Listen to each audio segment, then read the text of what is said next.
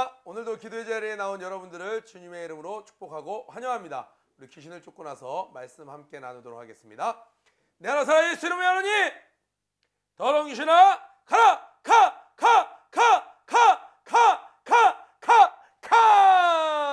간 걸 믿는 분들 박수 나게 드리겠습니다.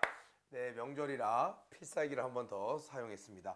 오늘은 요한복음 7장 25절부터 44절 말씀입니다. 오늘은 1월의 마지막 날 큐티이고 또 제목이 이렇게 되어 있네요. 예수는 그리스도시다. 우리 학생들에게 조금 어려울 수 있어요. 왜냐하면 지난주부터 계속 이어져 가는 내용을 머릿속에 좀 그리면서 오늘 내용은 25절부터 36절까지 내용은 이 앞에 배경을 까먹으면 이게 무슨 말이지 싶지만 영화의 한 장면처럼 생각하시면 됩니다. 그 단서가 되는 절이 바로 25절입니다. 예루살렘 사람 중에서 어떤 사람이 말하되 이는 그들이 죽이고자 하는 그 사람이 아니냐. 무슨 말이에요?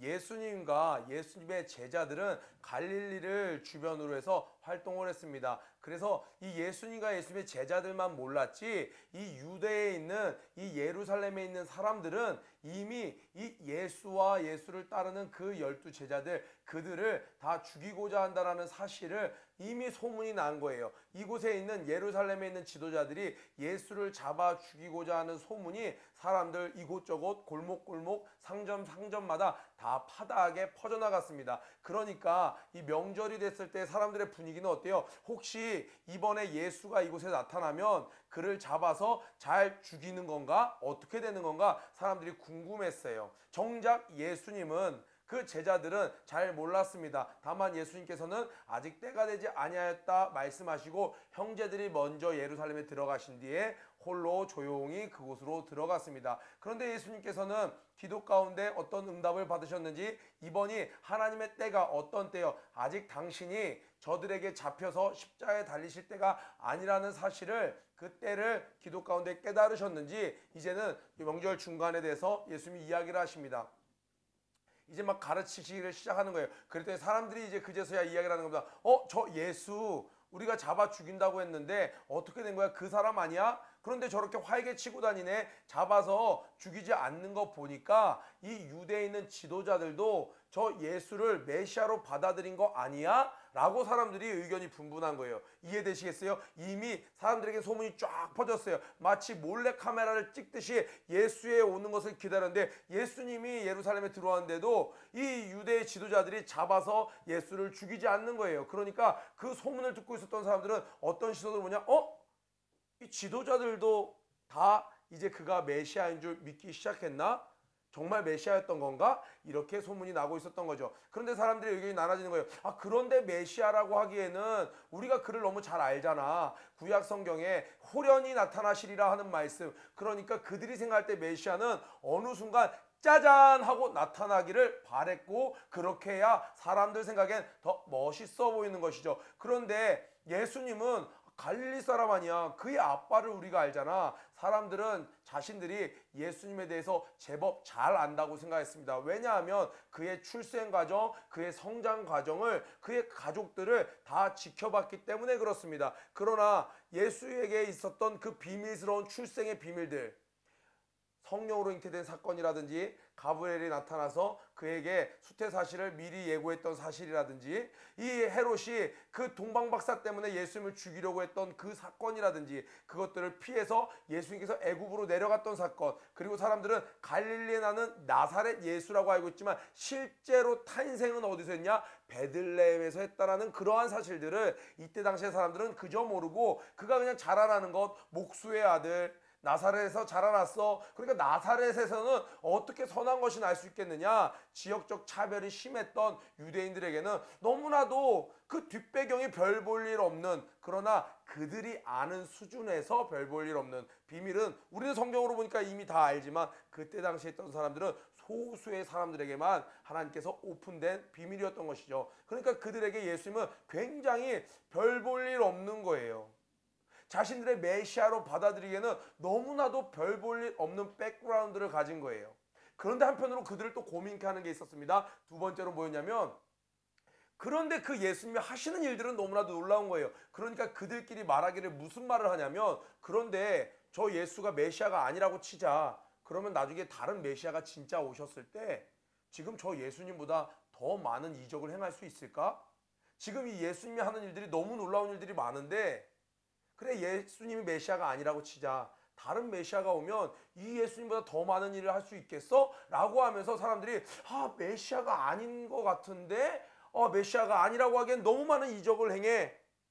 그런 의견이 분분한 거예요. 그런데 사람들이 놀라운 거예요. 그런데 왜 유대 당국 지도자들은 예수를 잡지 않는 거야? 잡을 수가 없었던 겁니다. 뭔가 알 수 없는 그런 상황이, 분위기가. 예수님께서 동네 고향에 갔을 때 어땠나요? 사람들이 예수를 절벽에서 밀어 떨어뜨리려고 했어요. 그러나 아직 때가 되지 않았으므로 결정적인 순간에 뭔가 알 수 없는 힘에 의해서 결국 그들은 예수를 밀어뜨릴 수 없었습니다. 예수님은 그들을 해치시고 그 절벽 벼랑 끝의 위기에서도 유유히 살아서 걸어 나오셨습니다. 지금도 아직 때가 되지 않은 거예요. 이 요한복음은 예수님께서 하나님의 아들이라는 것을 나타내기 위해서 쓰여진 글이라고 그랬어요. 그러니까 아무리 모든 사람들이 작당 모의를 해도 하나님의 때가 되지 않으면 예수님을 죽일 수도 없다라는 거예요. 바꿔 말하면 예수님께서 십자가에 달려 돌아가신 것도 사람들이 자기들의 의지를 가지고 자신들의 계획이 성공한 것이 아니라 하나님의 때가 되어서 예수 그리스도는 그때의 순종함으로 십자가에 달려 돌아가신 것이지 사람들에게 힘이 없어서 잡혀서 돌아가신 것이 아니라는 거예요. 그러니까 사람들이 잡으려고 해도, 이렇게 사람들이 다 알고 잡으려고 했어도 잡을 수 없었어요. 뭐예요? 예수님은 하나님의 전능하신 보호 아래 하나님의 뜻을 다 이뤄가고 있었다라는 사실입니다. 그러면서 이렇게 얘기합니다. 32절에 예수에 대하여 무리가 수군거리는 것이 바리새인들에게 들린지라 대제사장들과 바리새인들이 그를 잡으려고 아랫사람들을 보내니, 그를 잡으려고, 예수를 잡으려고 사람들을 보냈는데 결국엔 잡지 못했어요. 예수님께서 뭐라고 얘기하십니까? 너희가 나를 찾아도 만나지 못할 터이요 나 있는 곳에 오지도 못하리라 하시니, 사람들은 이 말을 이해 못하죠. 너희들이 아무리 나를 잡으려고 해도 하나님이 허락하지 않으면 잡지 못한다는 거예요. 누가 예수를 만나나요? 믿으려고 나오는 자가 예수를 만나는 것이지, 예수를 자기의 생각대로 자기의 계획대로, 여기는 잡으려고 나왔어요. 너희가 나를 잡지 못할 것이다, 나를 만나지 못할 것이다 라고 이야기를 하는 것이죠. 그러면서 예수님께서 이야기하십니다. 내가 아버지께로 간다. 너희가 나를 찾지 못할 거다, 나를 잡지 못할 거다. 그때 당시에 있는 사람들은 이 말을 깊이 있는 뜻을 이해를 못하고 무슨 생각을 했냐? 이제는 유대를 떠나서 이 이스라엘 지방을 떠나서 저 헬라 지방에 가려고 그러나, 저 멀리 유학 가려고 그러나, 이민 가려고 그러나, 이렇게 다른 생각으로 완전히 오산을 하고 있었던 것이죠.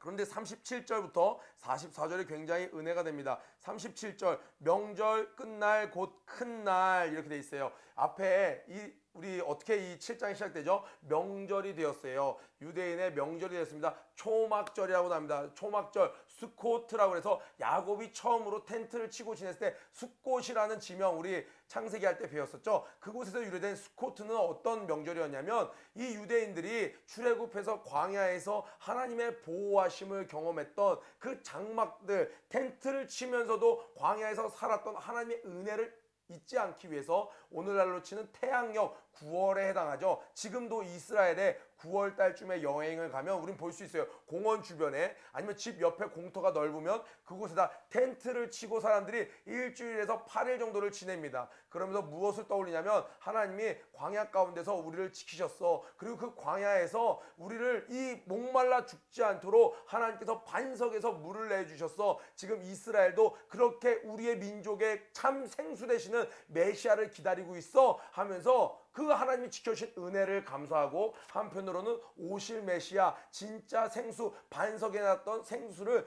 기다리는 시간을 가져요. 그러니까 명절 끝날 곧 큰 날은 뭐냐면, 이 명절의 마지막 피날레 날, 마지막 8일째 되는 날은요, 이 실로암에서 사람들이, 제사장들이 이 물을 떠옵니다. 물을 떠와서 성전에 올라가요. 그러면 사람들이 막 주변에서 헌하면서 시편 118편 노래하는 거예요. 우리가 기다리옵나니 이제는 구원하옵소서, 우리가 믿사옵나니 이제는 구원하옵소서. 막 사람들이 헌하며 찬양하며 함성을 높여갑니다. 그들의 기대감이 최고조에 올랐을 때 이 제사장은 이 샘물을 떠서 이 제단 위를 7바퀴를 돌고 나서 그 위에 꽉 물을 붓습니다. 하나님, 우리에게 이 마르지 않는 생수를, 그 광야에서 터져 나왔던 그 생수를 이 민족에게, 우리에게 부어 주시옵소서. 이때 나팔이 쫙 퍼져나가면서 이 물을 콸콸콸콸 제단 위에 쏟아붓는 아주 피날레. 이제 좀 있으면 베이징 올림픽이 열리죠.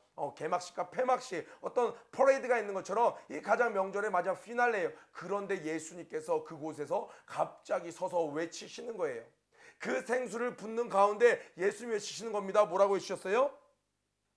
서서, 소곤소곤 아니었어요. 카톡 아니었어요. SNS에 올리는 거 아니었어요. 외쳐 이르시되 누구든지 목마른 자는 내게로 와서 마시라.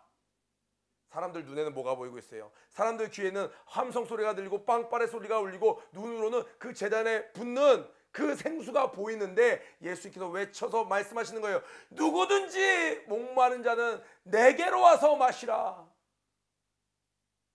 여러분, 예수님은요 정말 승부사고 정말 말로 표현할 수 없는 그 정말 멋진 모습을, 그 용맹스럽고 담대한 모습을 보여주십니다. 모든 사람들이 자기를 죽이려 하지만 하나님의 때가 되지 않았어. 아직 내가 십자가에 달릴 때가 아니야. 저 사람들은 내 몸에 손을 댈 수 없어. 때를 봐서 명절 중간, 처음엔 어떻게 했습니까? 조용히 마을에 들어오셨습니다. 때를 기다리시다가 명절 중간 때쯤에는 가르치셨습니다. 명절 마지막 날 피날레 때는 사람들이 모두가 이목을 집중하는 그때에 거의 서서 외쳐 가라사대 누구든지 목마른 자는 내게로 와서 마시라. 이것은 무엇을 얘기하는 거예요? 너희들이 그 생수를 기다리는구나. 사실 그때 구약 성경에 있었던 출애굽할 때 그 반석이 바로 나였어. 나에게서 생수가 터져 나오는 거야. 이 생수를 마시는 자는 다시는 목마르지 않아. 이것은 성령님을 두고 하신 말씀이었습니다. 구약 성경 때도 때때로 다윗이라든지 모세라든지 성령님이 함께 하셨습니다. 그러나 그때의 성령님은 with Jesus였어요. with Holy Spirit이었어요. with me였습니다. 그러나 신약 성경에 와서는 더 이상 함께 하시는 성령님이 아니시라 in me, 내 안에 거하시는 성령님이 되시는 것입니다. 그런데 누구든지 와라. 여러분 얼마나 감사합니까? 어떤 조건이 있는 거예요? 나를 죽이려고 했던 자 오지 말아라. 은밀한 죄에 진 사람 오지 말아라. 마음이 다운된 자 오지 말아라. 성적 떨어지는 자 오지 말아라. 누구든지 조건은 딱 하나였어요. 목마른 자는, 그 영적인 갈급함을 느끼는 자는 내게로 와라. 와서 어떻게 마시나요? 값없이 마시라는 거예요. 이것이 바로 하나님의 은혜입니다. 우리는 끊임없이 이 안에서 나의 욕망이 있습니다. 해결되지 않는 갈증이 있어요. 그런데 영원히 목마르지 않게 하는 그 생수의 강이 예수에게 있다는 거예요. 누구든지 와서, 예수님께서는 이것을 숨어서 몰래 몇몇 사람에게 이야기하신 것이 아니라 누구든지 와서 마시라는 그 메시지를 누구든지 들을 수 있는 곳에서 누구든지 쳐다보는 그 상황 가운데 자신의 목숨을 걸고 담대하게 외치셨습니다. 사명을 감당하는 예수님의 모습 너무나도 멋있지 않나요? 모두가 죽이려고 하는 그 가운데서도 의연하고 차분하고 그곳에서 때가 되니 외쳐 그 모습 우리가 본받기를 원합니다. 아멘. 자, 사람들은 계속 이야기합니다. 이 사람은 반응이 세 가지로 나눴어요. 와, 저렇게까지 하는 걸 보니까 모세가 말한 그 선지자인가 봐. 사람들이 얘기해요. 아니야, 이 사람 진짜 메시아일지도 몰라. 또 한 사람들은 아니야, 저는 잘못된 자야. 배척해야 돼, 죽여야 돼. 세 부류로 나눠집니다. 예수님은 오늘도 우리에게 외치십니다. 나는 참 하나님의 아들이요 나는 길이요 진리요 생명이니 나로 말미암지 않고는 아버지께로 올 자가 없느니라 라고 이야기하고 계십니다. 우리는 예수님의 뒤를 따라서 또 본을 보이시는 우리 목사님의 뒤를 따라서 우리 또한 하나님이 허락하신 때에 어느 장소일지라도 담대히 외치는 자가 되기를 주님의 이름으로 축복합니다. 아멘. 이 앞에 나오는 이야기들 하나님의 그 섭리 때가 되지 않으면요 절대로 하나님이 허락하지 않으면 사람들이 죽이려고 작정해도 바울도 그랬죠. 로마로 가는 길에 바울을 죽이기 전까지는 먹지도 않겠노라 했던 그들이 결국은 바울에게 손끝 하나 댈 수 없었다라는 것. 하나님의 전능하신 보호하심이 오늘도 우리와 함께 하십니다. 우리에게 필요한 것은 예수님의 담대함, 예수님의 본을 따라 우리 또한 외치는 것입니다. 명절 때 믿지 않는 친척들도 만날 수도 있고 친구들도 만날 수 있지만 여러분 위축되지 말고 여러분들은 하나님의 귀한 사람입니다. 예수님의 피값 주고 산 새롭게 된 피조물입니다. 담대하게 세상을 향해 외치는 여러분 되기를 주님의 이름으로 축복합니다. 구호 외치고 아침 기도회를 마치도록 하겠습니다. 고 준비 런 앤 플레이 시작. 모든 일에 전심전력하는 한 해가 되자. 유치부 유초등부 중고등부 사랑합니다. 즐거운 명절 되세요.